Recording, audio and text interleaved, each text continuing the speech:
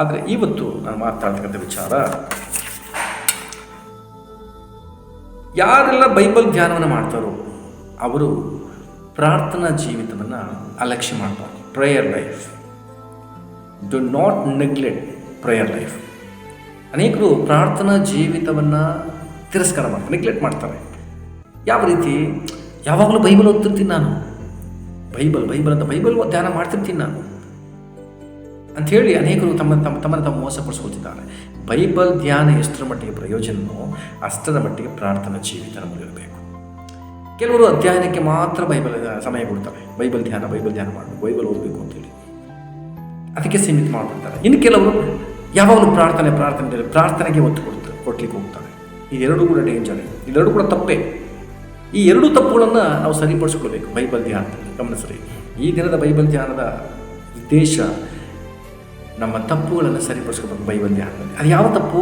ಕೆಲವರು ಯಾವಾಗಲೂ ಬೈಬಲ್ ಧ್ಯಾನಕ್ಕೆ ಅಥವಾ ಸತ್ಯವೇದ ಓದುವುದಕ್ಕೆ ಸಮಯ ಕೊಡ್ತಾರೆ, ಪ್ರಾರ್ಥನೆಯನ್ನು ನೆಗ್ಲೆಕ್ಟ್ ಮಾಡ್ತಾರೆ. ಆದರೆ ಎಲ್ಲರೂ ನನ್ನ ಸ್ವರ ಕೇಳಿಸ್ತೀನಿ ಅಂತ ನಾನು ಅಂತೀನಿ, ಗಮನಿಸ್ರಿ.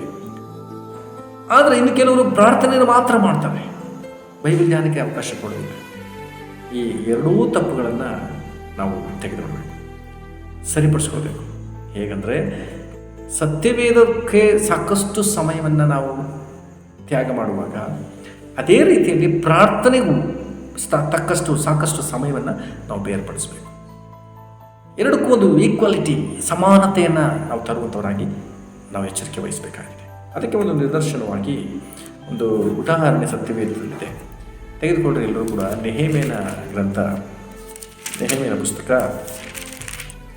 9ನೇ ಅಧ್ಯಾಯ, ನೆಹೆಮೀಯ 9ನೇ ಅಧ್ಯಾಯ, ಪೇಜ್ ನಂಬರ್ 532, ಪೇಜ್ ನಂಬರ್ 532. ಎಲ್ಲರೂ ತೆಗೆದುಕೊಳ್ಳೋಣ.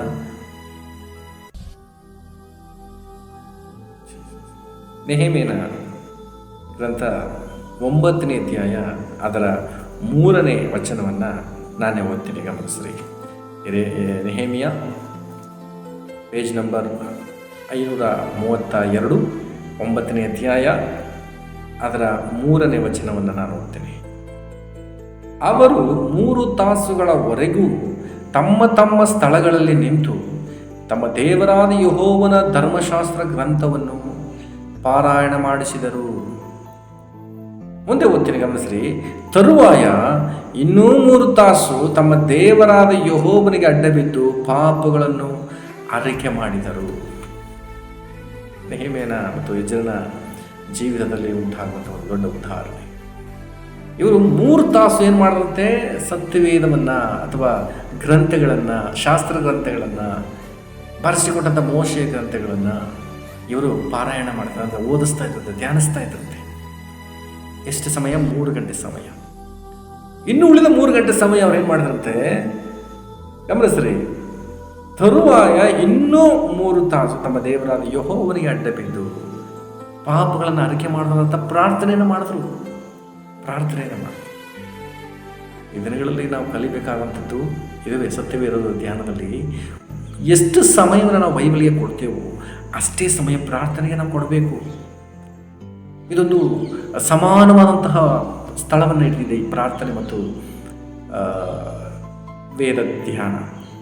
ಅದರಿಂದ ಅನೇಕರು ನೆಗ್ಲೆಕ್ಟ್ ಮಾಡ್ತಾರೆ. ಪ್ರಾರ್ಥನೆ ಮಾಡಿಬಿಟ್ರೆ ಮುಗಿದೋಯ್ತು, ಬೆಳಗ್ಗೆ ಎದ್ದೇಳ್ತಾರೆ, ಅರ್ಜೆಂಟ್ ಅಂತೇಳಿ ಪ್ರಾರ್ಥನೆ ಮಾಡಿ ಎದ್ದು ತಮ್ಮ ಕೆಲಸಗಳಿಗೆ ಹೋಗ್ತಾರೆ.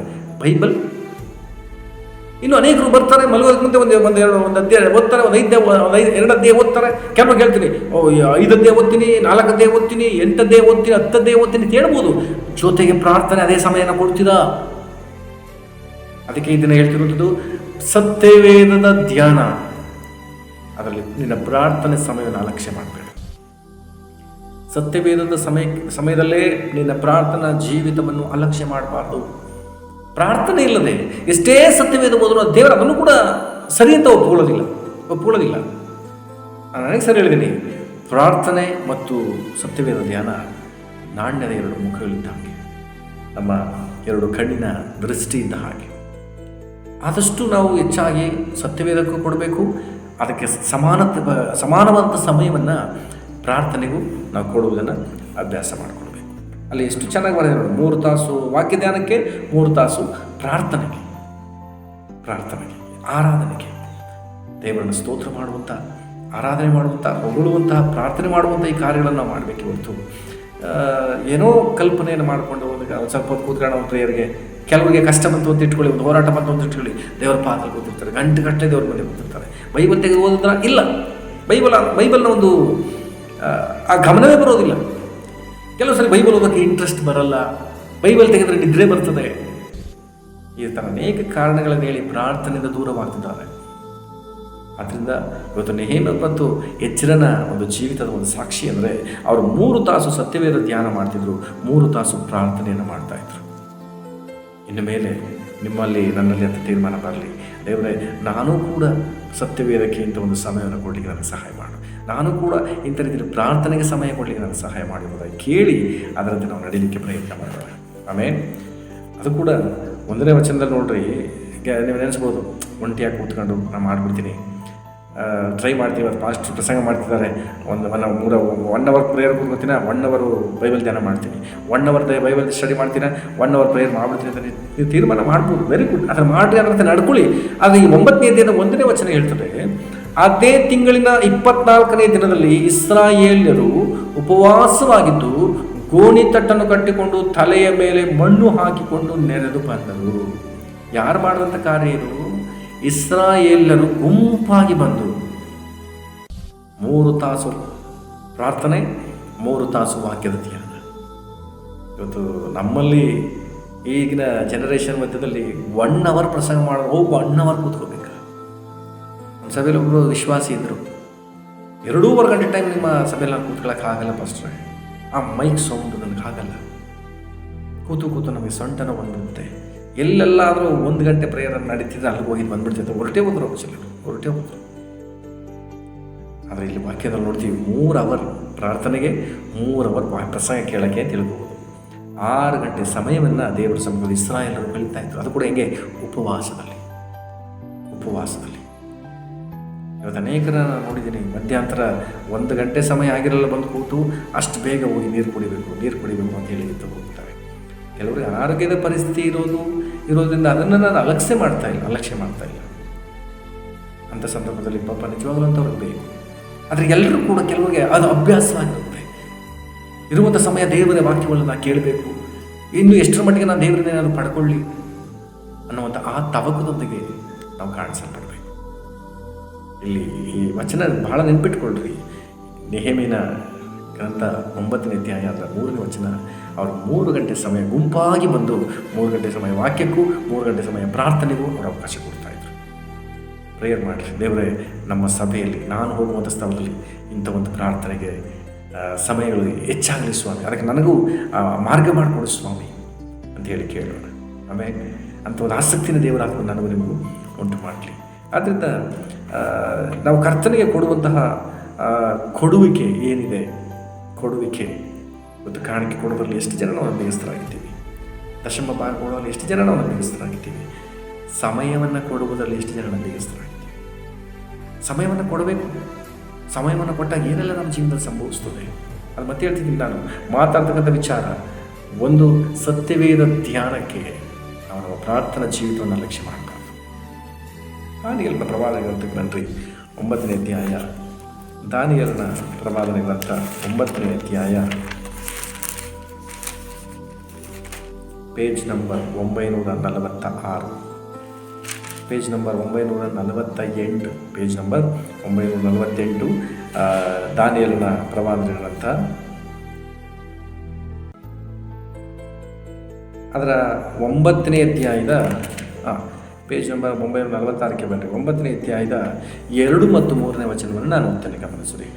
ದಾನಿಯೇಲನ ಪ್ರವಾದ ಗ್ರಂಥ 9ನೇ ಅಧ್ಯಾಯ ಅದರ 2 ಮತ್ತು 3ನೇ ವಚನ. 1ನೇ ವರ್ಷದಲ್ಲಿ ದಾನಿಯೇಲನಾದ ನಾನು ಶಾಸ್ತ್ರಗಳನ್ನು ಪರೀಕ್ಷಿಸಿ ಯೆಹೋವನು ಪ್ರವಾದಿಯಾದ ಯೆರೆಮೀಯನಿಗೆ ದಯಪಾಲಿಸಿದ ವಾಕ್ಯಾನುಸಾರ ಯೆರೂಸಲೇಮು ಹಾಳು ಬಿದ್ದಿರಬೇಕಾದ ಪೂರ್ಣ ಕಾಲದ ವರ್ಷಗಳ ಸಂಖ್ಯೆ 70 ತಿಳಿದು ಉಪವಾಸವಿದ್ದು ಗೋಣಿ ತಟ್ಟು ಸುತ್ತಿಕೊಂಡು ಬೂದಿ ಬಳಿದುಕೊಂಡು ಕರ್ತನಾದ ದೇವರ ಕಡೆಗೆ ಮುಖವೆತ್ತಿ ಪ್ರಾರ್ಥನೆ ವಿಜ್ಞಾಪನೆಗಳಲ್ಲಿ ನಿರತನಾದೆನು.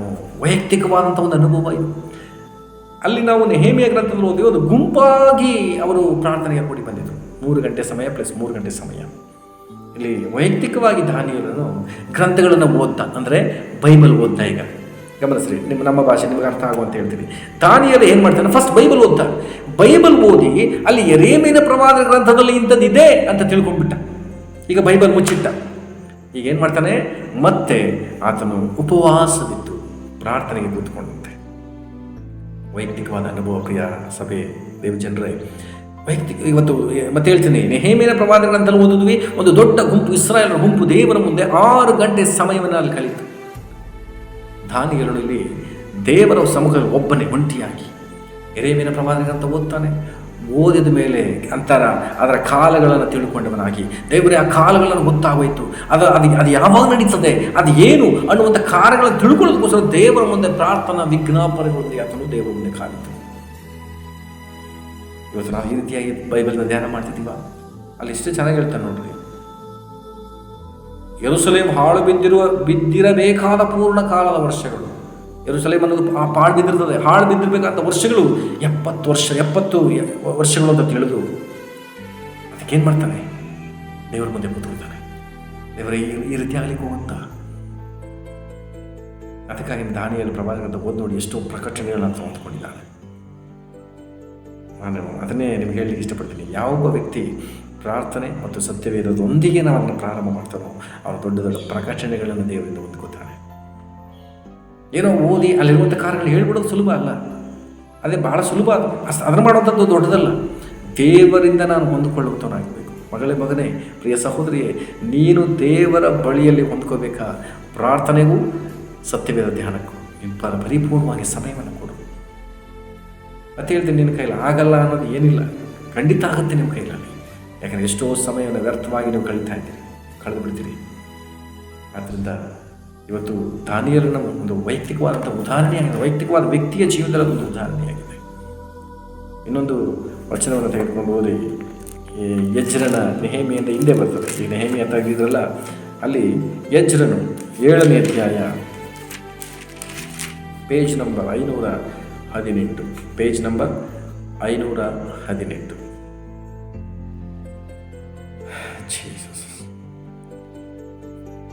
518ನೇ ಪೇಜ್ ನಂಬರಲ್ಲಿ ಎಜ್ರ 7ನೇ ಅಧ್ಯಾಯ ಅದರ 10ನೇ ವಚನವನ್ನು ನಾನು ಓದ್ತೀನಿ, ಕೇಳಿಸ್ಕೊಳ್ರಿ.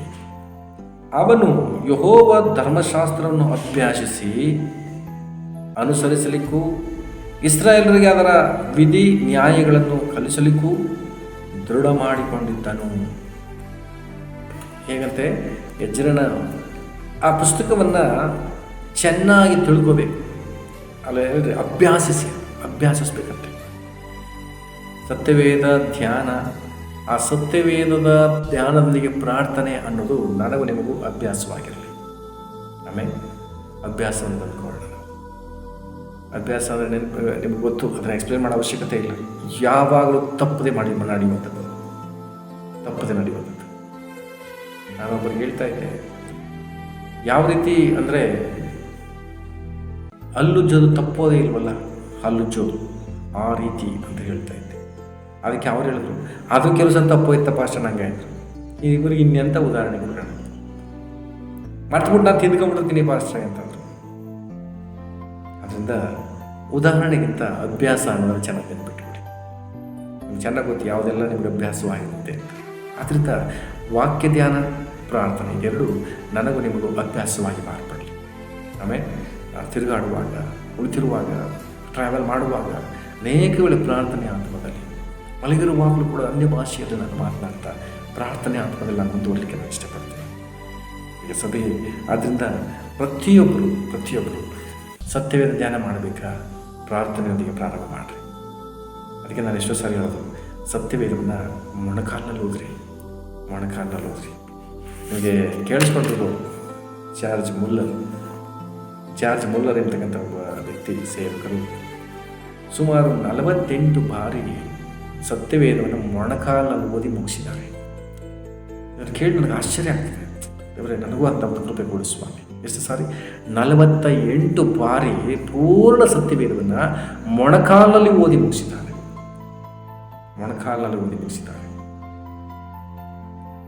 ಆದ್ದರಿಂದ ನಾನು ನಿಮಗೆ ಅನೇಕ ವೇಳೆ ಹೇಳಿದ್ದೀನಿ, ಸಾಧ್ಯವಾದಷ್ಟು ಮೊಣಕಾಲಲ್ಲಿ ಓದಿರಿ. ಯಾವುದಕ್ಕೆ? ಸತ್ಯವೇದಕ್ಕೆ, ಪ್ರಾರ್ಥನೆಗೆ.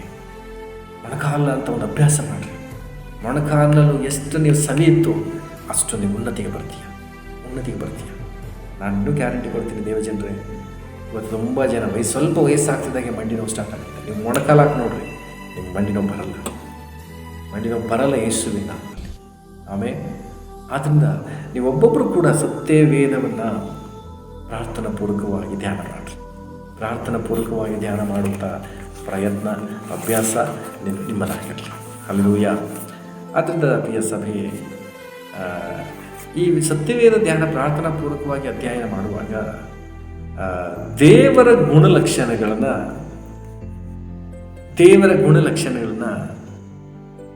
ನಮ್ಮ ತಿಳುವಳಿಕೆಯನ್ನು ಗಮನಿಸ್ರಿ. ದೇವರ ಗುಣಲಕ್ಷಣ ಒಂದು ಕಡೆ ಇದೆ, ಎರಡನೇದು ನಮ್ಮ ತಿಳುವಳಿಕೆ ಅಂತ ಒಂದಿದೆ. ಇನ್ನೂ ಆಳವಾಗಿಸಲಿಕ್ಕೆ ಬೈಬಲ್ ಧ್ಯಾನದಲ್ಲಿ ಆಳವಾಗಿಸಲಿಕ್ಕೆ ಅದು ನಮಗೆ ಸಹಾಯ ಮಾಡುವಂಥದ್ದಾಗಿರ್ತದೆ.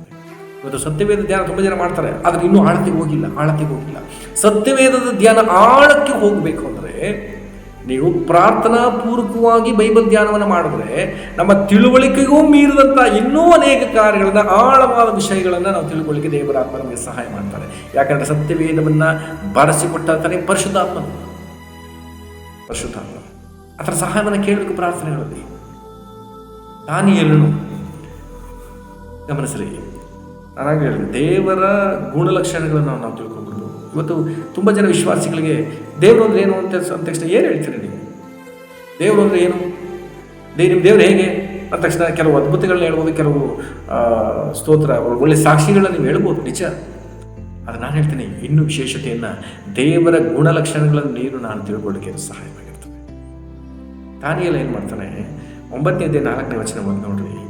ಅವನು ಅಂಥ ಪ್ರಾರ್ಥನೆಗೆ ಕೂಡಿ ಬಂದ ತಕ್ಷಣ ದೇವರಿಗೆ ಹೆಸರಿಡ್ತಾನೆ, ಆತನು ಮಹೋನ್ನತನು. ಇವತ್ತು ಬೈಬಲ್ ಇರ್ತಕ್ಕಂತಹ ಇಂಥ ವಚನಗಳನ್ನು, ಇಂಥ ಒಂದು ಹೆಸರುಗಳನ್ನು ನೋಡಿ ನಾವು ನೀವು ಸ್ತುತಿಸ್ತಾ ಇದ್ದೀವಿ. ಈ ಪ್ರಕಟಣೆ ಹೇಗೆ ಬಂತು? ದಾನಿಯೇಲನಿಗೆ ವಾಕ್ಯ ಧ್ಯಾನಕ್ಕೂ, ಯೆರೆಮೀಯನ ಪ್ರವಾದನ ಗ್ರಂಥ ಧ್ಯಾನ ಮಾಡಲಿಕ್ಕೂ, ಪ್ರಾರ್ಥನೆಗೂ ಅವನು ಸಮಯ ಕೊಟ್ಟದ್ರಿಂದ. ಈಗ ನಾನು ನಿಮಗೆ ಹೇಳ್ತೀನಿ, ದೇವರ ಮುಂದೆ ಕೂತ್ಕೊಳ್ರಿ. ದೇವರನ್ನು ಇನ್ನು ಹೇಗೆಲ್ಲ ವರ್ಣಿಸ್ಬೋದು, ಹೇಗೆಲ್ಲ ಆರಾಧಿಸ್ಬೋದು, ಹೇಗೆಲ್ಲ ಸ್ತೋತ್ರ ಮಾಡ್ಬೋದು ಅನ್ನೋದನ್ನು ನಿಮಗೆ ಕಲಿಸ್ಕೊಟ್ಬಿಡ್ತಾರೆ. ಕೆಲವು ನಾನು ನೋಡಿದ್ದೀನಿ, ಸ್ತೋತ್ರ ಮಾಡ್ರಿ ಅಂತ ಆರಾಧನೆಲ್ಲ ಕೂತ್ಕೊಂಡು ನೋಡ್ತಿದ್ರೆ ಸುಮ್ಮನೆ ಕೂತಿರ್ತಾರೆ ಕಣ್ಣು ಬಿಟ್ಕೊಂಡು. ಕೆಲವು ಹುಡುಗಿಯರನ್ನ ನಾನು ನೋಡಿದ್ದೀನಿ, ಕೆಲವು ಗಂಡಸರನ್ನ ನಾನು ನೋಡಿದ್ದೀನಿ, ಎಷ್ಟೇ ಸಾರಿ ಹೇಳಿದ್ರು ಮೌನವಾಗಿ ಕೂತ್ಕೊಂಡು ಸುಮ್ಮನೆ ನೋಡ್ಕೊತಿರ್ತಾರೆ. ಇನ್ನು ಕೆಲವರು ಕಣ್ಣು ಮುಚ್ಕೊಂಡಿರ್ತಾರೆ. ಸೇವಕರಾದಂಥ ನಾನು ಹೇಳುವಂಥ ಮಾತುಗಳನ್ನ ಕೇಳಿಸ್ಕೊಂಡು ಸುಮ್ಮನೆ ತಲೆ ಅಲ್ಲಾಡಿಸೋದು. ನೀನು ಸ್ತೋತ್ರ ಮಾಡೋದು ಯಾವಾಗ? ನಿನ್ನ ಬಾಯಿಂದ ಸ್ತೋತ್ರ ಬರಬೇಕು.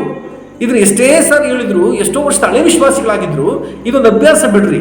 ಪಾಸ್ಟ್ ಏನು ಹೇಳ್ತಾರೋ ಅದಕ್ಕೆ ನನ್ನ ಮನಸ್ಸನ್ನು ಒಮ್ಮನಸ್ಸಾಗಿ ಜೋಡಿಸಿ ನನ್ನ ಬಾಯಿಂದ ಸ್ತುತಿ ಬರಬೇಕು. ದೇವರನ್ನ ಆ ರೀತಿಯಾಗಿ ನಾನು ಹೊಗಳಬೇಕು. ದೇವರೇ, ರಾತ್ರಿ ಎಲ್ಲ ನಾನು ಕಾಪಾಡಿದ್ದೀಯ ಸ್ವಾಮಿ ಅಂತ ನಾನು ಸ್ತೋತ್ರ ಸ್ವಾಮಿ ಅಂತ ಹೇಳಿದ್ರೆ, ಕೆಳ ಕೂತ್ಕೊಂಡು ಚೇರ್ ಮೇಲೆ, ಹೌದು ಚಂದ್ರಪಾರ್ಶ ಕಾಪಾಡ್ಬಿಟ್ಟಿದೆ ಅಂತ, ಹೌದು ಸ್ವಾಮಿ ನನ್ನನ್ನು ಕಾಪಾಡಿದ್ಯ ಸ್ತೋತ್ರ ಅಂತ ಬಾಯಿಗೆ ಬರ್ತಾ ಇಲ್ಲ ಅನೇಕರಿಗೆ. ದಾನಿಯೇಲ ಹೇಳ್ತಿದ್ದಾನೆ, ನೀನು ಮಹೋನ್ನತನು. 9ನೇ 4ನೇ ವಚನ. 9ನೇ ವಚನ ಹೇಳ್ತದೆ, ದಾನಿಯೇಲ 9:9 ಅವನು ಕ್ಷಮಿಸುವವನು. ದೇವರಿಗೆ ಸಿಗ್ತದ ನೋಡ್ರಿ. ನಾವು ಹೊಸ ಒಡಂಬಡಿಕೆಯಲ್ಲಿ ಯೇಸು ಸ್ವಾಮಿ ಶಿಲುವೆ ಮೇಲೆ ಕ್ಷಮಾಪಣೆ ಬಗ್ಗೆ ನೋಡ್ಬಿಟ್ವಿ. ಅವನು ಪ್ರಾರ್ಥನೆ ಕೊಟ್ಬಿಟ್ಟು ನಮ್ಮನ್ನ ಪಾಪಗಳ ಕ್ಷಮಿಸ್ಬಿಟ್ರು. ಆದರೆ ದಾನಿಯೇಲ ಸತ್ಯವೇದ ಧ್ಯಾನ ಮಾಡಿ ಪ್ರಾರ್ಥನೆಗೆ ಕೂತ್ಕೊಂಡದ್ರಿಂದ ಅವರು ಕ್ಷಮಿಸುವಂಥ ದೇವರು ಅಂತ ತಿಳ್ಕೊಂಡ್ಬಿಟ್ಟ. ಅವ್ನಿಗೆ ಹೆಂಗೆ ಗೊತ್ತಾಯ್ತು? ನಾನು ಪಾಪ ಮಾಡಿದ್ದೆ, ನನ್ನ ಪಾಪಕ್ಕೋಸ್ಕರ ಬಲಿಗಳನ್ನು ಅರ್ಪಿಸಿದೆ, ಆದ್ದರಿಂದ ಕ್ಷಮಿಸ್ಬಿಟ್ರು ಅಂತ ಹೇಳ್ತಿದ್ದಾನೆ. ಇಲ್ಲ, ದೇವರು ಕೊಟ್ಟಂತ ಆ ಪ್ರಕಟಣೆಯನ್ನು ಅವನು ಹೇಳ್ತಿದ್ದಾನೆ. ಆ ಪ್ರಕಟಣೆ ಇಲ್ಲಿಂದ ಬಂತು. ವಾಕ್ಯ ಧ್ಯಾನ, ಪ್ರಾರ್ಥನೆ. ಇವತ್ತು ನಾನು ಮಾತಾಡುವಂಥ ಟಾಪಿಕ್ ವಿಷಯವನ್ನು ಗಮನಿಸ್ರಿ. ಹೇಗೆ ಧ್ಯಾನ ಮಾಡಬಾರ್ದು ಅಂದರೆ, ನಿನ್ನ ಪ್ರಾರ್ಥನಾ ಜೀವಿತವನ್ನು ಅಲಕ್ಷ್ಯ ಮಾಡಿ ನೀನು ಧ್ಯಾನಿಸಬಾರ್ದು. ಆದ್ದರಿಂದ ಆತನ ಮತ್ತೊಮ್ಮೆ 6ನೇ ಅಧ್ಯಾಯದ 20ನೇ ವಚನ ಮತ್ತು 26ನೇ ವಚನದಲ್ಲಿ ಎರಡೂ ಕಡೆ ಹೇಳ್ತಾನೆ ಆತನು ಜೀವ ಸ್ವರೂಪನು ಅಂತ ದಾನಿಯೇಲ ಹೇಳ್ತಿದ್ದಾನೆ. 4ನೇ ಅಧ್ಯಾಯ 3ನೇ ವಚನ, 9ನೇ ಅಧ್ಯಾಯ 15ನೇ ವಚನ ಆತನು ಪರಾಕ್ರಮಿ ಅಂತ ಹೇಳ್ತಿದ್ದಾನೆ. ಪರಾಕ್ರಮಿ ಅಂತ ಹೇಳ್ತಿದ್ದಾನೆ. 9ನೇ ಅಧ್ಯಾಯದ 7ನೇ ವಚನ, 14ನೇ ವಚನ ಮತ್ತು 16ನೇ ವಚನ ಆತನು ನೀತಿವಂತನು ಎಂಬುದಾಗಿ ಹೇಳ್ತಿದ್ದಾನೆ. 2ನೇ ಅಧ್ಯಾಯದ 20ನೇ ವಚನ ಆತನು ಜ್ಞಾನವಂತನು ಎಂಬುದಾಗಿ ಹೇಳ್ತಿದ್ದಾನೆ. 4ನೇ ಅಧ್ಯಾಯದ 3ನೇ ವಚನ ಮತ್ತು 34ನೇ ವಚನ, 6ನೇ ಅಧ್ಯಾಯದ 26ನೇ ವಚನ, 12ನೇ ಅಧ್ಯಾಯದ 7ನೇ ವಚನ ಆತನು ಶಾಶ್ವತನು, ನಿರಂತರನು ಅಂತ ಹೇಳ್ತಿದ್ದಾನೆ. ನಾನು ಹೇಳ್ತಿದ್ದೀನಿ, ಪ್ರಾರ್ಥನಾ ಪೂರ್ವಕವಾಗಿ ಸತ್ಯವೇದ ಧ್ಯಾನ ಮಾಡುವಂಥವರಿಗೆ ದೇವರ ಗುಣಲಕ್ಷಣಗಳು ಗೊತ್ತಾಗುತ್ತೆ, ತಿಳ್ಕೊಳ್ಳಬಹುದಾಗಿದೆ. ದೇವರ ಗುಣಲಕ್ಷಣಗಳು. ಪ್ರಿಯ ಸಭೆ, ನಾವು ದೇವರ ಗುಣಲಕ್ಷಣಗಳನ್ನು ತಿಳ್ಕೊಳ್ಳೋಣ. 2ನೇ ಅಧ್ಯಾಯ 45ನೇ ವಚನ, 9ನೇ ಅಧ್ಯಾಯ 4ನೇ ವಚನ ಆತನು ಮಹಾದೇವ. 9ನೇ ಅಧ್ಯಾಯದ 9ನೇ ವಚನ ಮತ್ತು 18ನೇ ವಚನ ಆತನು ಕರುಣೆಯುಳ್ಳವನು ಅಂತ ಹೇಳ್ತಿದ್ದಾನೆ. ದಾನಿಯೇಲ 2ನೇ ಅಧ್ಯಾಯದ 20ನೇ ವಚನ ಆತನು ಬಲವುಳ್ಳವನು ಎಂಬುದಾಗಿ ಹೇಳ್ತಿದ್ದಾನೆ. 4ನೇ ಅಧ್ಯಾಯದ 17ನೇ ವಚನ, 5ನೇ ಅಧ್ಯಾಯದ 21ನೇ ವಚನ ಆತನು ಪರಾತ್ಪರನು ಎಂಬುದಾಗಿ ಹೇಳ್ತಾನೆ. ಇಷ್ಟೊಂದು ಪ್ರಕಟಣೆಗಳನ್ನು ಅಥವಾ ದೇವರ ಗುಣಲಕ್ಷಣಗಳನ್ನು ತಿಳುಕೊಳ್ಳುವಂತೆ ಮಾಡಿದ್ದೆ ಒಂದು ಸತ್ಯವೇದದ ಧ್ಯಾನ. 2ನೇದು ಪ್ರಾರ್ಥನಾ ಜೀವಿತ. ನಿಮ್ಮೊಬ್ಬೊಬ್ಬರಲ್ಲಿಯೂ ಇವತ್ತು ಹೇಗೆ ಧ್ಯಾನ ಮಾಡಬಾರದು ಅಂತ ದೇವರ ಅನುಭವ ಗಮನಿಸ್ತಾರೆ ಅಂದರೆ, ಪ್ರಾರ್ಥನಾ ಜೀವಿತವನ್ನು ಅಲಕ್ಷ್ಯ ಮಾಡಿ ಧ್ಯಾನ ಮಾಡಬೇಡ. ಇದು ಹಿಂಗೆ ಅರ್ಥ ಮಾಡ್ಕೊಳ್ಳಿ, ನಾನು ಪ್ರಾರ್ಥನಾ ಜೀವಿತದೊಂದಿಗೇನೆ ಸತ್ಯವೇದ ಧ್ಯಾನವನ್ನು ಮಾಡಬೇಕು. ಪ್ರಾರ್ಥನಾ ಜೀವಿತ ಇದ್ರೇ ಸತ್ಯವೇದ ಧ್ಯಾನಕ್ಕೊಂದು ಅರ್ಥ ಸಿಗುವಂಥದ್ದಾಗಿರ್ತದೆ. ಆದ್ದರಿಂದ ಪ್ರಿಯ ಸಭೆ, ಒಂದು ವೇಳೆ ನಿನ್ನ ಅಧ್ಯಯನದ ನಿನ್ನ ಸ್ಟಡಿಯ ಕಾರ್ಯಗಳು ಒಣಗಿ ಹೋದಂಥ ಅವಸ್ಥೆಯಿರುವುದಾದರೆ ಎಚ್ಚೆತ್ತು. ಬೈಬಲ್ ಓದ್ತೀನಿ ಬರ್ಸ್ರೆ ಯಾವಾಗಲೂ ನನಗೆ ಅದು ಸರಿಯಾಗಿ ಅರ್ಥ ಆಗಲ್ಲ ಅಂತ ಹೇಳಿದ್ರೆ ನೋಡ್ತೀನಿ. ಇನ್ನು ಕೆಲವರು ಪ್ರಾರ್ಥನೆ ಮಾಡದೆ, ಗಮನಿಸರಿ, ಪ್ರಾರ್ಥನೆ ಮಾಡದೆ, ಪ್ರಾರ್ಥನಾ ಜೀವಿತ ಇಲ್ಲದೆ ಬೈಬಲ್ ಸ್ಟಡಿಯನ್ನು ಮಾಡಿ ಒಪ್ಪಿಕೊಂಡ್ಬಿಟ್ಟಿದ್ದಾರೆ, ಹೆಚ್ಚಿಸ್ಕೊಂಡ್ಬಿಟ್ಟಿದ್ದಾರೆ. ನನಗಿಂತ ಒಂದು ಬೈಬಲ್ ಗೊತ್ತು, ನನಗೊಬ್ಬ ಸಹೋದರ ಗೊತ್ತಾ, ನಾನು ಬೈಬಲ್ ಓದಿ ಮುಗಿಸಿದ್ದೀನಿ, ಎಷ್ಟು ಅಹಂಕಾರದಲ್ಲಿ ಹೇಳ್ತಿದ್ರು ಗೊತ್ತಾ, ನಾನತ್ವ ಬೈಬಲ್ ಓದಿ ಮುಗಿಸಿದ್ದೀನಿ ನಾನು ಅಂತ ಹೇಳ್ತಾ ಇದ್ರು. ಬೈಬಲ್ ಓದಿ ಮುಗಿಸಿರೋದು ದೊಡ್ಡ ವಿಚಾರ ಅಲ್ಲ, ಅದು ನಾನತ್ವ ತಂದುಬಿಡುತ್ತೆ. ಪ್ರಾರ್ಥನಾಪೂರ್ವಕವಾಗಿ ನಾವು ನಡೆಸುವಾಗ ಅದು ನಮ್ಮನ್ನು ದೇವರ ಗುಣಲಕ್ಷಣಗಳನ್ನು ಅರ್ಥ ಮಾಡಿಕೊಳ್ಳುವಂತೆಯೂ ನಮ್ಮ ತಿಳುವಳಿಕೆಯನ್ನು ಆಳತೆಗೆ ಹೆಚ್ಚಿನ ಎಡೆಗೆ ನಡೆಸುವಂಥ ರೀತಿಯಲ್ಲಿ ಅದು ಸಹಾಯ ಮಾಡುವಂತಾಗಿರ್ತದೆ. ಆದ್ದರಿಂದ ನಿಮ್ಮಲ್ಲಿ ನಾನು ಇವತ್ತು ಕೇಳ್ಕೊಳ್ಳುವುದು, ಪ್ರಾರ್ಥನೆಯನ್ನು ಬಿಟ್ಟು ಸತ್ಯವೇದ ಧ್ಯಾನ ಮಾಡಬೇಡಿ. ಪ್ರಾರ್ಥನೆಯೊಂದಿಗೆ ಪ್ರಾರಂಭಿಸ್ರಿ. 1 hour ಪ್ರೇಯರ್ ಮಾಡಿರಿ, 1 hour ಧ್ಯಾನ ಮಾಡಿರಿ. ನಾನು ಇದಕ್ಕಿಂತ ಹೆಚ್ಚಿನ ಟೈಮ್ ನಾನು ನಿಮ್ಗೆ ಹೇಳಲ್ಲ. 1 ಗಂಟೆ ಸಮಯ ಪ್ರಾರ್ಥನೆ ಮಾಡಿರಿ ದಿನಕ್ಕೆ. 1 ಗಂಟೆ ಸಮಯ ಪ್ರಾರ್ಥನೆ, 1 ಗಂಟೆ ಸಮಯ ಸತ್ಯವೇದ ಧ್ಯಾನ. ಈ 2 ಗಂಟೆ ಟೈಮ್ ಕೊಡೋಕ್ಕೆ ಟ್ರೈ ಮಾಡಿರಿ, ನಿಮ್ಮ ಕೈಲಾಗುತ್ತೆ. ಆದಷ್ಟು ಮೊಬೈಲಿಂದ ಸ್ವಲ್ಪವಾದ ದೂರ ಇದ್ದರೆ. ನಾನು ರೀಸೆಂಟಾಗಿ ಒಂದು ಮಾತು ಕೇಳಿಸ್ಕೊಂಡೆ. ಅಂತಂದರೆ ಇವತ್ತು ನಮ್ಮ ಕೈಗಳಲ್ಲಿ ಮೊಬೈಲಿಂದ ಒಂದು ಕೈನೇ ಇಲ್ಲವೇನೋ ಅನಿಸುತ್ತೆ ಪಾಸ್ಟರ್ ಅಂತ. ಒಂದು ಕೈ ಇಲ್ಲದೆ ಇದ್ದರೆ ಏನು ಫೀಲ್ ಆಗುತ್ತೋ, ನನ್ನ ಕೈಯಲ್ಲಿ ಮೊಬೈಲ್ ಇಲ್ಲದೆ ಅಂತ ಫೀಲ್ ಆಗುತ್ತೆ ನನಗೆ. ಅದು ನಿಜಾನೂ ಇರುವಂಥ ನಿಮ್ಮನ್ನು ಟೆಸ್ಟ್ ಮಾಡಿ ನೋಡ್ರಿ. ಹಲ್ಲೆಲೂಯ. ಆದ್ದರಿಂದ ಇವತ್ತು ಒಣಗಿದಂಥ ಅವಸ್ಥೆ ಇದ್ದರೆ ಅದು ನಿಮ್ಮಲ್ಲಿ ಪ್ರಾರ್ಥನೆ ಇಲ್ಲ ಅಂತ. ಒಂದು ವೇಳೆ ನಿಮ್ಮ ಒಪ್ಪಿಕೊಂಡಿದ್ದರೆ, ಹೆಮ್ಮೆ, ಅಹಂಕಾರಕ್ಕೆ, ನಾನತ್ವಕ್ಕೆ ಅವಕಾಶ ಕೊಟ್ಟಿದ್ದರೆ ನಿಮ್ಮಲ್ಲಿ ಪ್ರಾರ್ಥನಾ ಜೀವಿತ ಇಲ್ಲ ಅಂತ. ಕೆಲವು ಇದ್ದೀರಿ, ನಾನತ್ವ ನಿಮ್ಮಲ್ಲಿದೆ. ನಿಮ್ಮನ್ನು ಪರೀಕ್ಷೆ ಮಾಡಿ ನೋಡಿ. ನಿಮ್ಮ ಸ್ವಭಾವ ಅಲ್ಲ, ಆ ನಾನತ್ವ ಅನ್ನೋದು ನಿಮ್ಮಲ್ಲಿ ಪ್ರಾರ್ಥನಾ ಜೀವಿತವನ್ನು ಕುಗ್ಗಿಸುವುದರಿಂದ ಇಂದಿನ ದಿನಗಳು ನೆನಪನ್ನು ಮಾಡಿ ನೋಡು. ಅರ್ಧ ಗಂಟೆ 1 hour ನಿನಗೆ ಸುಲಭವಾದ ಪ್ರಾರ್ಥನೆಯಾಗಿತ್ತು. ಎಷ್ಟರ ಮಟ್ಟಿಗೆ ನೀನು ಪ್ರಾರ್ಥನೆ ಬೆಳೀತಾ ಇದ್ದೆ. ನೀನು ದೇವರ ಇವತ್ತು ನಿನ್ನ ಎಚ್ಚರಿಸಿದ್ದಾನೆ, ನೀನು ಪ್ರಾರ್ಥನೆ ಮಾಡಬೇಕಾದವಳು ನೀನು ಪ್ರಾರ್ಥನೆ ಮಾಡದೆ ಒಪ್ಪಿಕೊಂಡಂಥ ಸ್ಥಿತಿಗೆ ಎದುರಾಗಿದೆ. ಅಂತ ಒಣಗಿದಂಥ ಅವಸ್ಥೆಗೆ ಹೋಗಿದೆಯಾ? ನೀನೇನು ಮಾತನಾಡ್ತೀಯಾ? ಯಾರ ಬಗ್ಗೆ ಮಾತನಾಡ್ತೀಯಾ? ಅರಿವಿಲ್ಲದೆ ಮಾತನಾಡ್ತಿದೀಯಾ? ಇದರಿಂದ ನನ್ನ ಆತ್ಮಿಕತೆ ಹೆಚ್ಚುತ್ತಾ ಇದೆಯಾ, ಅಥವಾ ಮತ್ತೊಬ್ಬ ಸಹೋದರಿಯ ಆತ್ಮಿಕತೆ ಹೆಚ್ಚು ಮಾಡ್ತಾ ಇದ್ದೀರಾ ಅಂತ ಅರಿವಿಲ್ಲದೆ ಮಾತನಾಡ್ತಿದೀಯಾ? ಪ್ರಸಂಗ ಕೇಳಿಯೂ, ತೀರ್ಮಾನ ಮಾಡಿಯೂ, ಪ್ರಾರ್ಥನೆ ಮಾಡಿ ಮುಗಿಸಿಯೂ ವ್ಯರ್ಥವಾದ ವಿಚಾರಗಳನ್ನು ನಿನ್ನ ಸಹೋದರಿಯ ಸಂಗಡ ಹಂಚಿಕೊಳ್ತಾ ಕೂತಿದ್ರೆ ನೀನು ಒಣಗಿದ ಅವಸ್ಥೆಯಲ್ಲಿದ್ದೀಯಾ? ಯಾರನ್ನು ಮೋಸಪಡಿಸ್ತಿಲ್ಲ. ಕೆಲವು ವರ್ಷಗಳು, ಕೆಲವು ತಿಂಗಳುಗಳಷ್ಟೇ ಆ ಒಣಗಿದ ಅವಸ್ಥೆಯಲ್ಲಿ ನೀನೇ ನೋಡ್ತೀಯ, ನೀನೇ ಅನುಭವಿಸ್ಲಿಕ್ಕೆ ಹೋಗ್ತೀಯ. ಅದಕ್ಕೆ ಅದನ್ನು ಬಿಟ್ಟು ಪ್ರಾರ್ಥನಾ ಪೂರ್ವಕವಾಗಿ ಸತ್ಯವೇದ ಧ್ಯಾನಕ್ಕೆ ಸಮಯ ಕೊಡು. ಹಲ್ಲೆಲೂಯಾ. ಅದರ ಮೇಲೆ ಯೇಸು ಸ್ವಾಮಿ 40 ದಿನ ಉಪವಾಸ ಮಾಡಿದ್ರು. ನಿಮಗೆಲ್ಲರೂ ಗೊತ್ತಿರುವಂಥ ವಚನ, ಮತ್ತಾಯನ ಬರೆದ 4ನೇ ಅಧ್ಯಾಯದಲ್ಲಿ 40 ದಿನ ಉಪವಾಸ ಮಾಡಿದ್ರು. ಸೈತಾನನ ಮೊದಲನೇ ಶೋಧನೆ, ಅವನು ಹೇಳ್ತಾನೆ, ಈ ಕಲ್ಲುಗಳನ್ನು ರೊಟ್ಟಿಯಾಗುವಂತೆ ಮಾಡು. ಆದರೆ ಯೇಸು ಸ್ವಾಮಿ ಮೊದಲ ಉತ್ತರ ಏನು ಗೊತ್ತಾ? ಮನುಷ್ಯನು ರೊಟ್ಟಿ ತಿಂದ ಮಾತ್ರದಿಂದ ಬದುಕುವುದಿಲ್ಲ, ದೇವರ ಬಾಯಿಂದ ಹೊರಡುವ ಪ್ರತಿಯೊಂದು ಮಾತಿನಿಂದ ಬದುಕ್ತಾನೆ ಅಂತ. ಅಂದರೆ ದೇವರ ವಾಕ್ಯದಿಂದ, ಬೈಬಲ್ನಿಂದ, ಅವ್ರು ಬಾರಿಸ್ಕೊಟ್ಟದನ್ನು ನಾನು ತಿಳ್ಕೊಳ್ಳೋದ್ರಿಂದ ನಾನು ಬದುಕ್ತಾ ಇದ್ದೀನಿ ಅಂತ ಯೇಸು ಸ್ವಾಮಿ. 2 ವಿಚಾರ ಇದೆ ಗಮನಿಸಿ. ಅವರು ಆಲ್ರೆಡಿ 40 ದಿನ ಪ್ರಾರ್ಥನೆ ಮಾಡಿದ್ದಾರೆ, ಪ್ರಾರ್ಥನೆ ಇತ್ತು. 2ನೇದಾಗಿ ಅದರ ಜೊತೆ ಅವರಿಗೆ ವಾಕ್ಯದ ಧ್ಯಾನ ಇತ್ತು. ಯೇಸು ಸ್ವಾಮಿ ಶಾಸ್ತ್ರಗಳನ್ನು ಓದ್ತಾ ಇದ್ರು. ಈ ವಚನದ ಮೇರೆಗೆ ಅವರು ವ್ಯರ್ಥವಾಗಿ ಬರೀ ಪ್ರಾರ್ಥನೆಯಲ್ಲೇ ಕಳೆದುಬಿಡ್ತಾ ಇರಲಿಲ್ಲ. ಅವ್ರು ಹೇಳುವಂಥದ್ದು ವಾಕ್ಯಗಳ ಬಗ್ಗೆ ಹೇಳ್ತಾರೆ, ದೇವರ ಬಾಯಿಂದ ಹೊರಡುವಂಥ ಮಾತಿನ ಬಗ್ಗೆ ಹೇಳ್ತಾರೆ. ಆ ಮಾತು ಅಂದರೆ ದೇವರ ವಾಕ್ಯ. ಯೇಸು ಸ್ವಾಮಿಯ ಪ್ರಾರ್ಥನೆ ಇತ್ತು, ವಾಕ್ಯ ಧ್ಯಾನ ಇತ್ತು. ಪ್ರಿಯ ಸಭೆಯೇ, ನಿನ್ನ ಜೀವಿತದಲ್ಲಿ ಅದಿದೆಯಾ? ನನ್ನ ಜೀವಿತದಲ್ಲಿ ನಿಜವಾಗ್ಲೂ ಬೈಬಲ್ ಸ್ಟಡಿಯಲ್ಲಿ ಪ್ರಾರ್ಥನೆ ಇದೆಯಾ? ತುಂಬ ಜನಕ್ಕೆ ಯಾಕೆ ಬೈಬಲ್ ಸ್ಟಡಿ ಮಾಡೋಕ್ಕಾಗ್ತದೆ? ಪ್ರಾರ್ಥನೆ ನಿನ್ನ ಕೈಲಿ ಮಾಡೋಕ್ಕಾಗ್ತಿಲ್ಲ. ಪ್ರಾರ್ಥನೆಗೆ ಅಭ್ಯಾಸ ಮಾಡು. ಪರಿಶುದ್ಧಾತ್ಮ ಇವತ್ತು ನಿನ್ನನ್ನು ಪ್ರೇರೇಪಿಸ್ತಿದ್ದಾರೆ, ಇವತ್ತು ನಿನ್ನ ಪ್ರೀತಿಯಿಂದ ಕೇಳ್ಕೊಳ್ತಿದ್ದಾರೆ. ನೀನು ಪ್ರಾರ್ಥನೆ ಮಾಡು. ನಾನು ಸರಿಯಾಗಿ ಗಮನಿಸ್ರಿ.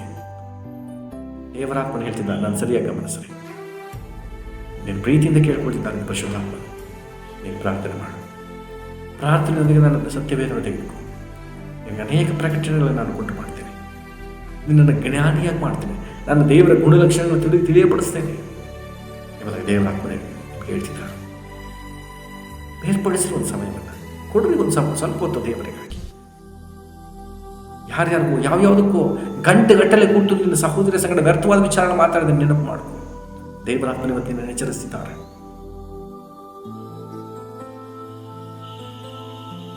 ಕರ್ತನ ಈ ಮಾತಿನ ಮೂಲಕ ನಿನ್ನನ್ನು ಸಂಧಿಸಲಿ. ಬಿಟ್ಟುಕೊಡು, ನಿನ್ನ ನುಡಿಯನ್ನು ಬಿಟ್ಟುಕೊಡು.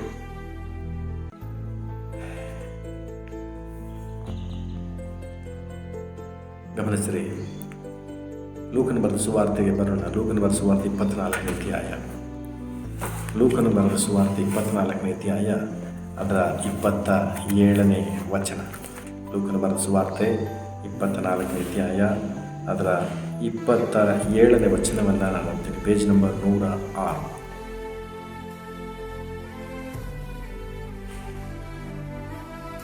ಮೋಶೆಯ ಮತ್ತು ಎಲ್ಲ ಪ್ರವಾದಿಗಳ ಗ್ರಂಥಗಳು ಮೊದಲುಗೊಂಡು ಸಮಸ್ತ ಗ್ರಂಥಗಳಲ್ಲಿ ತನ್ನ ವಿಷಯವಾಗಿರುವ ಸೂಚನೆಗಳನ್ನು ಅವರಿಗೆ ವಿವರಿಸು.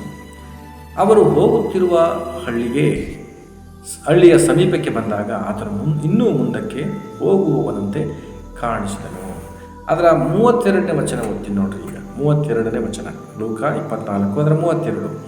ಆಗ ಅವರು ಒಬ್ಬರಿಗೊಬ್ಬರು, ಆತನು ದಾರಿಯಲ್ಲಿ ನಮ್ಮ ಸಂಗಡ ಮಾತಾಡಿದಾಗಲೂ. ಇದು ಬಹಳ ಪ್ರಾಮುಖ್ಯವಾದ ವಚನ, ಗಮನ ಇಟ್ಟು ಕೇಳಿಸ್ಕೊಳ್ರಿ. ಲೂಕ 24 ಅದರ 32. ಆಗ ಅವರು ಒಬ್ಬರಿಗೊಬ್ಬರು, ಆತನು ದಾರಿಯಲ್ಲಿ ನಮ್ಮ ಸಂಗಡ ಮಾತಾಡಿದಾಗಲೂ, ಗ್ರಂಥಗಳ ಅರ್ಥವನ್ನು ನಮಗೆ ಬಿಚ್ಚಿ ಹೇಳಿದಾಗಲೂ ನಮ್ಮ ಹೃದಯವು ನಮ್ಮಲ್ಲಿ ಕುದಿಯಿತಲ್ಲವೇ. ಇವತ್ತೆಷ್ಟು ಜನರಿಗೆ ಸತ್ಯವೇದವನ್ನು ಓದುವಾಗ ನಿಮ್ಮ ಅಂತರ್ಯ ಕುದಿಯುವಂಥ ಒಂದು ಸನ್ನಿವೇಶ. ಓ ಕರ್ತನೆ, ನಾನು ಈ ಕಾರ್ಯವನ್ನು ನಾನು ಮಾಡ್ತಿಲ್ಲ. ಓಕೆ, ಇದಕ್ಕಾಗಿ ಇವತ್ತು ನೀನು ಮಾತನಾಡಿದ್ದೀನಿ, ಇನ್ನು ಮೇಲೆ ನಾನು ಮಾಡ್ತೀನಿ. ಇಂಥ ಒಂದು ತಪ್ಪಾದ ಕಾರ್ಯಗಳಲ್ಲಿ, ಇಂಥ ಒಂದು ವ್ಯರ್ಥವಾದಂಥ ಮಾತುಗಳನ್ನು ಆಡುವುದರಲ್ಲಿ, ಮತ್ತೊಬ್ಬರ ಮೇಲೆ ತಪ್ಪು ಹೊರಿಸುವುದರಲ್ಲಿ ನಾನು ಗಂಟೆಗಟ್ಟಲೆ ಸಮಯ ಕಳೀತಿದ್ದೆ. ಇವತ್ತು ದೇವರಾತ್ಮನಿಂದ ವಾಕ್ಯ ನಾನು ಮಾತನಾಡ್ತಿದ್ದೆ. ಈಗ ನನ್ನ ಮನಸ್ಸು ಕುದಿಯುವಂಥ ಅವಕಾಶ ಅಂತ ಒಂದು ಸನ್ನಿವೇಶ ನಿಮ್ಮಲ್ಲಿ ಎಷ್ಟು ಜನರಿಗೆ ಎದುರಾಗಿದೆ? ವ್ಯರ್ಥವಾದ ವಿಷಯಗಳಿಗೂ, ಕೆಟ್ಟ ವಿಷಯಗಳಿಗೂ, ಒಬ್ಬರ ಮೇಲೆ ತಪ್ಪು ಹೊರಿಸುವುದಕ್ಕೂ, ಮತ್ತೊಬ್ಬರನ್ನು ದೂಷಿಸುವುದಕ್ಕೂ, ಮತ್ತೊಬ್ಬರ ಆತ್ಮಿಕತೆಯನ್ನು ಕುಗ್ಗಿಸುವುದಕ್ಕೂ ಅನೇಕರ ಹೃದಯ ಕುದೀತಾ ಇದೆ. ವಾಕ್ಯವನ್ನು ಹೆಚ್ಚಿಸಿಕೊಳ್ಳಿಕ್ಕೆ ಎಷ್ಟು ಜನರ ಮನಸ್ಸು ಕುದೀತಾ ಇದೆ ಕರ್ತನಲ್ಲಿ? ಎಷ್ಟು ಜನರಿಗೆ ಕುದೀತಾ ಇದೆ? ಇಲ್ಲಿ ಹೋಗ್ತಾ ಇದ್ದಂಥ ಶಿಷ್ಯರ ಹೃದಯ ಕುದಿತಂತೆ. ಯಾವಾಗ ಯೇಸುವು ತನ್ನ ಗ್ರಂಥಗಳ ವಿಷಯದಲ್ಲಿ, ತನ್ನ ವಿಷಯದಲ್ಲಿ ಅದನ್ನು ವ್ಯಕ್ತಪಡಿಸುವಾಗ, ವಿವರಿಸುವಾಗ, ಗ್ರಂಥಗಳನ್ನು ವಿವರಿಸುವಾಗ ಅವರ ಮನಸ್ಸು ಕುದಿತಂತೆ. ಇವತ್ತು ನಿನ್ನ ಗ್ರಂಥವನ್ನು ತೆಗೆದುಕೊಂಡು ಓದ್ತಿರುವಾಗ ನಿನ್ನ ಮನಸ್ಸು ಯಾವುದರಲ್ಲಿ ಕುದಿತಾ ಇದೆ? ನಾನು ಸತ್ಯ ಹೇಳ್ತೀನಿ, ಆ ರೀತಿ ಕುದಿಯುತ್ತೆ ಅಂತೇಳಿ ನಿನ್ನ ಸತ್ಯವೇದವನ್ನು ಸರಿಯಾಗಿ ಓದ್ಲಿಕ್ಕೆ ಬಿಡ್ತಾ ಇಲ್ಲ ಸೈತಾನ, ದುಷ್ಟನು. ನಿನ್ನ ಮನಸ್ಥಿತಿ, ನಿನ್ನ ದೇಹ ನಿನ್ನ ದೇಹ ಅದಕ್ಕೆ ಅವಕಾಶ ಕೊಡ್ತಿಲ್ಲ. ನೀನು ಅದನ್ನು ತೆಗೆದುಕೊಂಡ್ರೆ ನಿನ್ನ ಮನಸ್ಸು ಕ್ರಿಸ್ತನಲ್ಲಿ ಕುದಿಲಿಕ್ಕೆ ಪ್ರಾರಂಭವಾಗುತ್ತೆ. ಅದಕ್ಕೆ ಯೇಸು ಹೇಳಿದ ಪ್ರಕಟಣೆಯಲ್ಲಿ, ನೀನು ತಣ್ಣಗೂ ಅಲ್ಲದೆ ಬೆಚ್ಚಗೂ ಅಲ್ಲದೆ ಉಗುರು ಬೆಚ್ಚಗಿರುವುದರಿಂದ ನೀನು ನನ್ನ ಬಾಯಿಯೊಳಗೆ ಕಾರಿ ಬಿಡುವಂತ ಅನೇಕ ಸ್ತ್ರೀಯರೇ, ಹೆಣ್ಣು ಮಕ್ಕಳಿಗೆ ಗಮನಿಸ್ರಿ, ನೀನು ಕುದಿಯುವಂಥ ಸ್ಥಿತಿಯಲ್ಲಿ ಇರ್ತೀಯ ಅಂತೇಳಿ ನಿನ್ನ ತಣ್ಣಗೆ ಮಾಡ್ತಾ ಇದ್ದಾನೆ ಸೈತಾನ. ನಿನ್ನ ಮಾತಿನ ಶೈಲಿ, ನಿನ್ನ ಮಾತಿನ ಉದ್ದೇಶಗಳನ್ನ ಅರ್ಥ ಮಾಡ್ಕೊ. ಒಬ್ಬ ವಿಶ್ವಾಸಿಯಾಗಿ ಸತ್ಯವೇದಕ್ಕೆ ಧ್ಯಾನಕ್ಕೆ ಸಮಯ ಕೊಡಬೇಕಾದವಳು, ಪ್ರಾರ್ಥನೆಗೆ ಸಮಯ ಕೊಡಬೇಕಾದವಳು, ವ್ಯರ್ಥವಾದ ವಿಚಾರಗಳಿಗೆ ಸಮಯ ಕೊಡ್ತಾ ಇದೀಯ. ನೀನು ಏನೆಲ್ಲ ಈ ವಾರದಲ್ಲಿ ತಪ್ಪಾಗಿ ಮಾತಾಡ್ಕೊಂಡಿದ್ದೆ ದೇವರಾತನ ಗೋಚರಪಡಿಸಿದ್ದಾರೆ. ನಿನಗೆ ತಪ್ಪಾದ ವಿಚಾರ ಮಾತಾಡ್ಕೊಂಡು ಕೊಡ್ತಿದ್ದೀಯ. ವಿಶ್ವಾಸಿ ಸತ್ಯವೇದವನ್ನು ಓದಬೇಕಾದವಳು, ಇನ್ನು ನಿನ್ನ ಕುಟುಂಬ ರಕ್ಷಣೆಗೆ ಬಂದಿಲ್ಲ. ಹೀಗಿರುವಾಗಲೇ ಇಷ್ಟೊಂದು ಕೆಟ್ಟತನ, ಇಷ್ಟೊಂದು ಕೆಟ್ಟ ಯೋಚನೆಗಳು ಸಭೆಯ ಕುರಿತಾಗಿ, ವಿಶ್ವಾಸಿಗಳ ಕುರಿತಾಗಿ, ಮತ್ತೊಬ್ಬರ ಕುರಿತಾಗಿ. ನನ್ನ ಮಾತು ಮತ್ತೊಬ್ಬ ವಿಶ್ವಾಸಿನ ಕುಗ್ಗಿಸ್ತಿದೆ, ನನಗೆ ಬದಲಾಗು. ನಿನ್ನ ಮನಸ್ಸು ವ್ಯರ್ಥವಾದಕ್ಕೆ ಕುದಿತಾ ಇದೆ. ಇವತ್ತು ಮತ್ತೆ ಹೇಳ್ತಿದ್ದೀನಿ, ನಿನ್ನ ವಾಕ್ಯವನ್ನು ಓದುವಾಗ ನಿನ್ನ ಮನಸ್ಸು ಕ್ರಿಸ್ತನಲ್ಲಿ ಕುದಿಬೇಕು. ಅಲ್ಲಿ 32ನೇ ವಚನ ಎಷ್ಟು ಅಂದವಾಗಿ ಅಲ್ಲಿ ಬರೆಸಿದ್ದಾರೆ ನೋಡ್ರಿ. 32ನೇ ವಚನ ಮತ್ತೊಮ್ಮೆ ನಾನು ಓದ್ತೇನೆ. ಆಗ ಅವರು ಒಬ್ಬರಿಗೊಬ್ಬರು ಆತನು ದಾರಿಯಲ್ಲಿ ನಮ್ಮ ಸಂಗಡ ಮಾತಾಡಿದಾಗಲೂ, ಗ್ರಂಥಗಳ ಅರ್ಥವನ್ನು ನಮಗೆ ಬಿಚ್ಚಿ ಹೇಳಿದಾಗಲೂ. ನೀವು ಒಬ್ಬರಿಗೊಬ್ಬರು ಇದ ಮಾತಾಡ್ತೀರಿ? ಆಲೋಚನೆ ಮಾಡ್ರಿ. ನಾವು ಒಬ್ರಿಗೊಬ್ರು ಸೇರಿದಾಗ ಒಂದು ವೇಳೆ ಅಂತ ಮಾತಾಡುವಂಥವ್ರು ಇದ್ದಾರೆ. ಕರ್ತನಿಗೆ ಸ್ತೋತ್ರ. ಕೆಲವರನ್ನ ನೋಡಿದೀನಿ, ಯಾವಾಗಲೂ ವಾಕ್ಯವನ್ನು ಮಾತನಾಡ್ತಾರೆ, ಯಾವಾಗಲೂ ಪ್ರಾರ್ಥನೆ ಕುರಿತು ಮಾತಾಡ್ತಾರೆ. ಅಂಥವ್ರಿಗಾಗಿ ದೇವರಿಗೆ ಕೋಟಿ ಸ್ತೋತ್ರ ಮಾಡ್ತೇನೆ. ಇನ್ನು ವ್ಯರ್ಥವಾದ ವಿಚಾರಗಳು ಮಾತಾಡಿಕೊಂಡು ಸಮಯ ಕಳೆಯುವಂಥ ಸಹೋದರಿಯೇ, ಬದಲಾಗು. ನಿನ್ನ ಮನಸ್ಸು ಕುದಿಬೇಕಾಗಿತ್ತು. ಅಲ್ಲಿ ನೋಡಿದ್ರೆ ಹೇಳ್ತಾರೆ, ಸಂಗ್ರಹ ಗ್ರಂಥಗಳ ಅರ್ಥವನ್ನು ನಮಗೆ ಬಿಚ್ಚಿ ಹೇಳಿದಾಗಲೂ ನಮ್ಮ ಹೃದಯವು ನಮ್ಮಲ್ಲಿ ಕುದಿಯುತ್ತಲ್ಲದೆ. ಕುದೀತಂತೆ. ಮತ್ತೆ ಇದರಿಂದ ನನಗೆ ಉತ್ಸಾಹ ಬರ್ತದೆ. ನನ್ನ ಸಭೆಯ ಜನರ ಮನಸ್ಸು ಯಾವಾಗ ಈ ಥರ ಕುದಿಯೋದು? ವಾಕ್ಯ ಅಂತ ತೆಗೆದ ತಕ್ಷಣ, ಪ್ರೇಯರ್, ಸಭೆ, ಅನ್ಯೂನ್ಯತೆ ಅಂತ ಬಂದಾಗ ಕುದಿಯುವಂಥದ್ದಾಗಿರ್ಬೇಕು. ನನ್ನ ಸಭೆಯಲ್ಲಿ ಪ್ರೇಯರ್ ಇದೆ ಅಂತೆ, ಯಾವಾಗ ನಾನು ಹೋಗ್ಲಿ, ಎಲ್ಲಿ ನಾನು ಅವಕಾಶ ಮಾಡ್ಕೊಳ್ಳಿ, ಎಲ್ಲೆಲ್ಲಿ ತಡೆಗಳು ಬರ್ತದೆ, ಅದಕ್ಕೆ ಹೇಗೆಲ್ಲ ನಾನು ನಿಭಾಯಿಸಲಿ, ನಾನು ಪ್ರಾರ್ಥನೆಗೆ ಹೋಗ್ಬೇಕು, ದೇವ ಜನರನ್ನು ಬಲಪಡಿಸುವವಳಾಗಿರಬೇಕು. ಕಳೆದ ವಾರದ ಪ್ರಸಂಗವೂ ಅದೇ ಆಗಿದೆ. ನೀನು ಮತ್ತೊಬ್ಬರ ನಂಬಿಕೆಯನ್ನ ಬಲಪಡಿಸುವವಳಾಗಿರಬೇಕು. ಕುಗ್ಗಿಸುವಂಥದ್ದಲ್ಲ. ಆದರೆ ನಾನು ದೇವರನ್ನು ತೋರಿಸ್ಕೊಂಡು ಹೇಳ್ತೀನಿ, ಆದರೆ ಕೇಳಿಸ್ಕೊಂಡು ಹೋಗಿಯು ಆ ಮತ್ತೊಬ್ಬಳ ನಂಬಿಕೆಯನ್ನು ಕುಗ್ಗಿಸುವಂಥ ಮಾತುಗಳು ಆಡ್ಕೊಂಡು ಕೂತಂಥ ಸಹೋದರಿಯಲ್ಲಿದ್ದಾರೆ. ಆ ರೀತಿ ಕಾರ್ಯಗಳಿದ್ದರೆ ಪಶ್ಚಾತ್ತಾಪ ಪಡು ನೀನು. ಕಾರಣ ಮುಂದೆ ಸೈತಾನ ನಿನ್ನನ್ನು ತಣ್ಣಗೆ ಮಾಡಬೇಕು ಅಂತ ಆತ ಮನಸ್ಸು ಮಾಡಿದ್ದಾನೆ. ಬಿಟ್ಟುಕೊಡ್ಬೇಡ, ಉಗುರು ಬೆಚ್ಚಗೆ ಹಾಕ್ಬಿಡ್ಬೇಡ. ದೇವರ ಕೋಪಕ್ಕೆ ಗುರಿಯಾದಿ ಎಚ್ಚರಿಕೆ. ಆದ್ದರಿಂದ ಪ್ರಿಯ ಸಭೆ, ನಾನು ವೈಯಕ್ತಿಕವಾಗಿ ಸತ್ಯವೇದವನ್ನು ಧ್ಯಾನ ಮಾಡ್ತೇನೆ. ನಾನು ಇಂದಿನ ವರ್ಷಗಳಲ್ಲಿ ಒಬ್ಬ ವಿಶ್ವಾಸಿಯಾಗಿದ್ದಾಗಲಿಂದಲೂ ನನಗೆ ಅಷ್ಟಾಗಿ ವಿವರಿಸಿ ಹೇಳಿಕೊಡುವಂತಹ ವ್ಯಕ್ತಿಗಳು ಸಿಗದೇ ಇದ್ದಾಗಲೂ ನಾನು ಕೆಲವೊಂದು ಹುಡುಕೊಂಡೋಗಿ ಪ್ರಶ್ನೆಗಳನ್ನು ಕೇಳ್ತಾ ಇದ್ದೆ. ಏನಿದರ ವಿಚಿತ್ರವಾಗಿದೆಯಲ್ಲ ಈ ವಚನ ಅಂತೆಲ್ಲ ಹೇಳಿ ಅಲ್ಲಿ ಕೆಲವು ಸಣ್ಣ ಪುಟ್ಟ ವಿಷಯಗಳನ್ನು ತಿಳ್ಕೊಂಡಿದ್ದುಂಟು. ಅನೇಕ ವೇಳೆ ನಾನು ಕೆಲಸ ಇಲ್ಲದೆ ಕಷ್ಟಪಡ್ತಿರುವಾಗಲೂ ಯಾವುದೋ ಒಂದು ಸಣ್ಣ ಕೆಲಸಗಳು ಮಾಡ್ಕೊಂಡು ಹೋಗ್ತಿದ್ದಾಗಲೂ ಸತ್ಯವೇದಕ್ಕೆ ನಾನು ಹೆಚ್ಚಿನ ಸಮಯವನ್ನು ಕೊಟ್ಟಿದ್ದೇನೆ. ಕರ್ತನ ಮುಂದೆ ಹೇಳ್ತೇನೆ, ಸತ್ಯವೇದಕ್ಕೆ ನಾನು ಹೆಚ್ಚಿನ ಸಮಯ ಕೊಟ್ಟಿದ್ದೇನೆ. ಪ್ರಾರ್ಥನೆ, ದಿನಕ್ಕೆ 3 ಆವರ್ತಿ ಪ್ರಾರ್ಥನೆಯನ್ನು ನಾನು ಒಪ್ಪಿಸ್ಕೊಟ್ಟಿದ್ದೆ. ಪ್ರಾರ್ಥನೆ ಮಾಡಿರಿ, ಸತ್ಯವೇದಕ್ಕೆ ಸಮಯ ಕೊಡ್ರಿ, ಸತ್ಯವೇದನ ಮೊಣಕಾಲು ನಿಂತು ಧ್ಯಾನ ಮಾಡಿರಿ, ಮೊಣಕಾಲು ನಿಂತು ಪ್ರಾರ್ಥನೆ ಮಾಡಿರಿ. ನಾನು ಇದ್ದ ಹಾಗೆ ಇರಬಾರ್ದು. ನಮಗೆ ತಿಳಿಸಿರೋ ಪ್ರಕಾರ ಈ ವರ್ಷದ ಅಂತ್ಯದಲ್ಲಿ ನೀನು ಅಭಿಷೇಕದೊಂದಿಗೆ, ಅಭಿಷೇಕ ಮೀನ್ಸ್ ದೇವರಿಂದ ತುಂಬಿಸಲ್ಪಡುವಂಥ ವರಗಳಿಂದ, ಫಲಗಳಿಂದ, ಆತನಿಂದ ನಡೆಸಲ್ಪಡುವಂಥ ವ್ಯಕ್ತಿಯಾಗಿ ಕಾಣಿಸಲ್ಪಡಬೇಕು. ಆದರೆ ಇವತ್ತು ಅನೇಕ ಜನರಲ್ಲಿ ಬೈಬಲ್ ಅಧ್ಯಯನ ವೇಳೆ ಪ್ರಾರ್ಥನೆಯ ವಾತಾವರಣವನ್ನು ಕಾಪಾಡಿಕೊಳ್ಳಲು ಜಾಗೃತರಾಗಿರಬೇಕು. ಯಾಕೆಂದರೆ ಈ ಪ್ರಾರ್ಥನೆ ಮುಗಿಸೋದು ಅನೇಕ ತಡೆಗಳು ಬರುತ್ತೆ. ನಿಮ್ಮ ಶರೀರವು ಪ್ರಾರ್ಥನೆ ಬಿಟ್ಟುಕೊಡಲ್ಲ, ಸುತ್ತಮುತ್ತ ಇರುವಂಥ ಪರಿಸ್ಥಿತಿಗಳು ನಿಮ್ಮನ್ನು ಪ್ರಾರ್ಥನೆ ಬಿಟ್ಟುಕೊಡಲ್ಲ, ಮೂರನೇದಾಗಿ ಶತ್ರುವು ನಿಮ್ಮನ್ನು ಪ್ರಾರ್ಥನೆ ಬಿಟ್ಟುಕೊಡಲ್ಲ. ಈ ವಿಷಯದಲ್ಲಿ ಎಚ್ಚರಿಕೆಯಾಗಿರಲಿ, ಜಾಗರೂಕತೆ ವಹಿಸ್ರಿ. ನನ್ನ ಆತ್ಮಿಕತೆಯಲ್ಲಿ, ನನ್ನ ಬೈಬಲ್ ಧ್ಯಾನದಲ್ಲಿ ಪ್ರಾರ್ಥನೆಯ ವಾತಾವರಣ, ಪ್ರಾರ್ಥನೆಯ ಒಂದು ತಂಗಾಳಿ ನಿನ್ನ ಮೇಲೆ ಬೀಸುವಂತಾಗಿರಲಿ.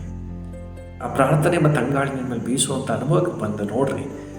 ಆ ತಂಗಾಳಿನ ಮತ್ತೆ ನಾನು ಅನುಭವ ಸ್ಪರ್ಶ ಗ್ರಹಿಸಬೇಕು ಅಂತೇಳಿ ಪ್ರಾರ್ಥನೆಗಾಗಿ ಓಡಿ ಬರುವಂಥ ಮನಸ್ಸು ಬರ್ತದೆ ನಿಮ್ಮೊಳಗೆ. ಆಮೇಲೆ ಪ್ರಾಯೋಗಿಕವಾದಂಥ ಒಂದು ಸಲಹೆ ಅಂದರೆ, ಒಂದು ವೇಳೆ ನಿಮ್ಮ ಬೈಬಲ್ ಧ್ಯಾನದಲ್ಲಿ ಇವತ್ತು ಓದ್ತಾ ಇದ್ದೀನಿ ಓದ್ತಾ ಇದ್ದೀನಿ, ಬೈಬಲ್ ಓದ್ತಿದ್ದೀನಿ, ನನಗೇನು ಅನ್ನಿಸ್ತಾ ಇಲ್ಲ, ಏನೂ ನನಗೆ ಅರ್ಥನೇ ಆಗ್ತಿಲ್ಲ, ಒಂಥರ ಒಣಗಿದಂಥ ಸ್ಥಿತಿಲಿದೆ ಅಂತ ಹೇಳ್ತೀರ, ಇವತ್ತು ನಿಮ್ಗೆ ಕೊಡುವಂಥ ಆಲೋಚನೆ ಇರುತ್ತೆ.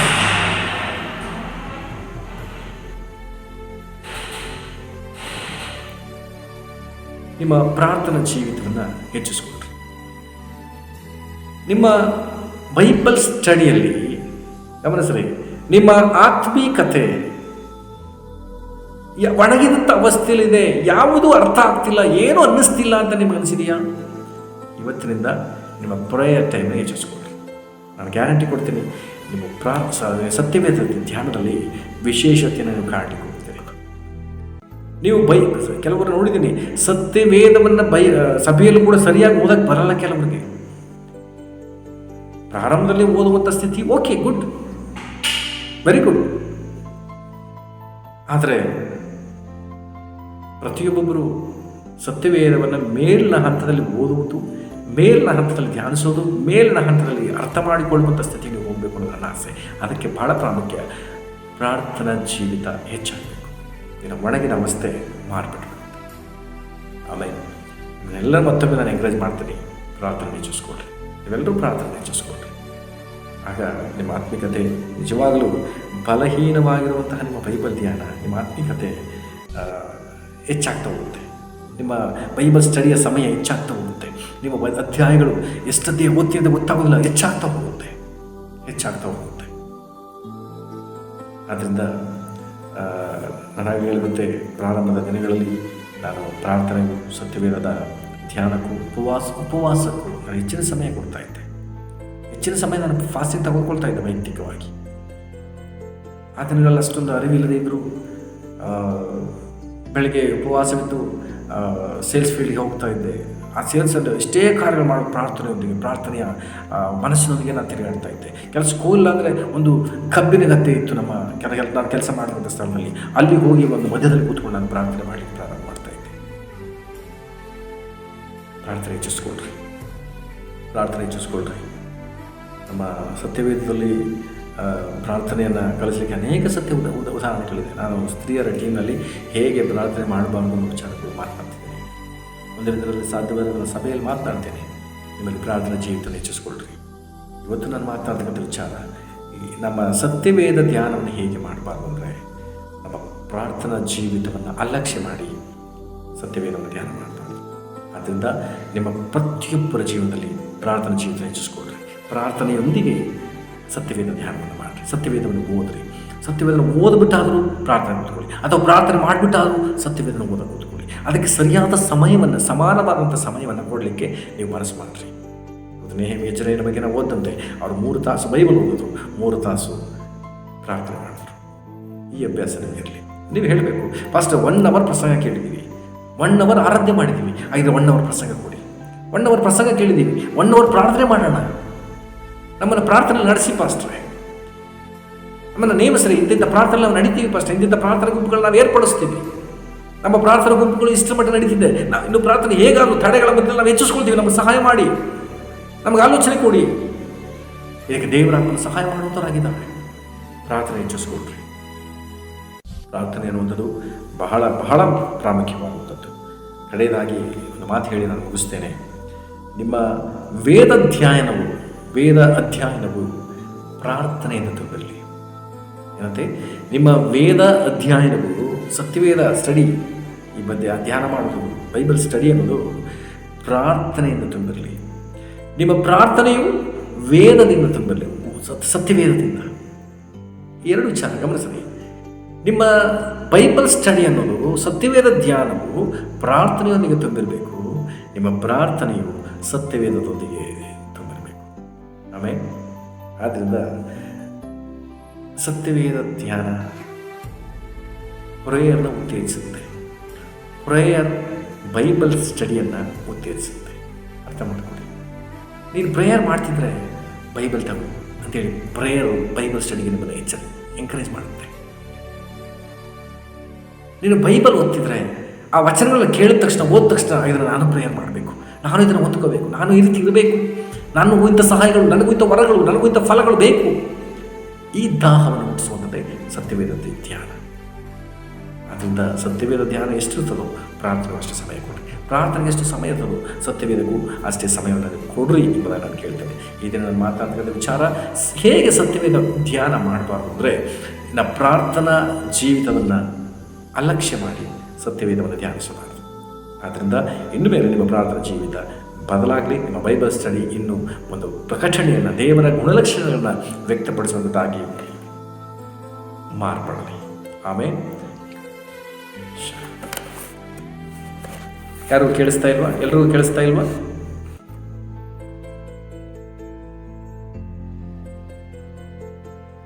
ಓಕೆ, ಇಷ್ಟಕ್ಕೆ ನಾವು ಇವತ್ತು ಈ ಬೈಬಲ್ ಸ್ಟಡಿಯನ್ನು ಮುಗಿಸೋಣ. ಒಂದು ನಿಮಿಷ ಕಣ್ಣುಗಳನ್ನು ಮುಚ್ಚಿ ನಾವು ಪ್ರಾರ್ಥನೆ ಮಾಡೋಣ. ಸ್ವರ್ಗೀಯ ತಂದೆಯಾದ ದೇವರೇ, ಈ ಒಳ್ಳೆಯ ಸಮಯಕ್ಕಾಗಿ ಸ್ತೋತ್ರ ಸಲ್ಲಿಸ್ತೇನೆ. ಈ ದಿನ ಸತ್ಯವೇದ ಧ್ಯಾನವನ್ನು ಹೇಗೆ ಮಾಡಬಾರದು ಅನ್ನುವುದರ ವಿಚಾರದಲ್ಲಿ ಮಾತನಾಡಿದ್ದೀರಿ. ಪ್ರಾರ್ಥನಾ ಜೀವಿತವನ್ನು ಬಿಟ್ಟು ಸತ್ಯವೇದ ಧ್ಯಾನ ಮಾಡಬಾರದು ಎಂಬುದಾಗಿ ಕಲಿಸಿಕೊಟ್ಟಂತೆ ಇಲ್ಲಿ ಕೂಡಿ ಬಂದಂಥ ಪ್ರತಿಯೊಬ್ಬ ದೇವ ಜನರು ಸತ್ಯವೇದ ಧ್ಯಾನವನ್ನು ಸರಿಯಾಗಿ ಮಾಡುವಂತೆ ನೀನು ಸಹಾಯ ಮಾಡು. Thank you Jesus. ನಿಮಗೆ ಸ್ತೋತ್ರ. ಕರ್ತನೇ, ಈ ದಿನ ನಿನ್ನ ಮಕ್ಕಳು ಸತ್ಯವೇದ ಧ್ಯಾನವನ್ನು ಇನ್ನೂ ಹೆಚ್ಚಿಸಿಕೊಂಡು ಪ್ರಾರ್ಥನೆ ನಿಲ್ಲುವುದಕ್ಕೆ ಸಹಾಯ ಮಾಡು. ಕೇಳಿದಂಥ ಬಂದಂಥ ಪ್ರತಿಯೊಬ್ಬರನ್ನು ಆಶೀರ್ವಾದ, ಇದನ್ನು ಕಾಣುವಂಥ ಪ್ರತಿಯೊಬ್ಬರು ಆಶೀರ್ವದಿಸಲ್ಪಡಲಿ, ವಾಕ್ಯ ಧ್ಯಾನವನ್ನು ಹೆಚ್ಚಿಸಿಕೊಡಲಿ. ಪ್ರಾರ್ಥನೆ ಕೇಳಲಿಕ್ಕಾಗಿ ಸ್ತೋತ್ರ. ಯೇಸು ಕ್ರಿಸ್ತನ ನಾಮದಲ್ಲಿ ಪ್ರೀತಿಯಿಂದ ಬೇಡಿಕೊಳ್ಳುತ್ತೇವೆ ತಂದೆ.